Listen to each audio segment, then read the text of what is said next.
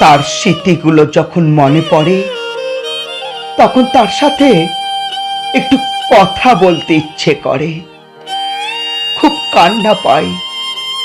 কিন্তু আমি যে নিরুপায়, আমি যে চাইলেও একটু কথা বলতে পারবো না তার সাথে। আমার যে সে অধিকার নেই আর। আমি যে চাইলেও একটা কল মেসেজ করতে পারবো না তাকে। মাঝ রাতে যখন ঘুম আসে না, বুকের বাম পাশটায় হঠাৎ ব্যথা করে ওঠে।